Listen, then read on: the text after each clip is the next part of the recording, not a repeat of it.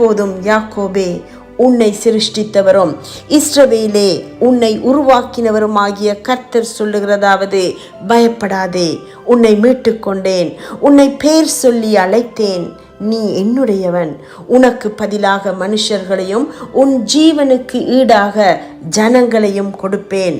பயப்படாதே, நான் உன்னோடே இருக்கிறேன். நான் உன் சந்ததியை கிழக்கிலிருந்து வரப்பண்ணி உன்னை மேற்கிலும் இருந்து கூட்டி சேர்ப்பேன். நான் வடக்கை நோக்கி கொடு என்றும் தெற்கை நோக்கி வைத்திராதே என்றும் சொல்லி தூரத்திலிருந்து என் குமாரரையும் பூமியின் கடையாந்தரங்களிலிருந்து என் குமாரத்திகளையும் நான் என் மகிமைக்கென்று சிருஷ்டித்து உருவாக்கி படைத்து என் நாமம் தரிக்கப்பட்ட யாவரையும் கொண்டு வா என்பேன். எனக்கு முன் ஏற்பட்ட தேவன் இல்லை, எனக்கு பின் இருப்பதும் இல்லை. நானே கர்த்தர்.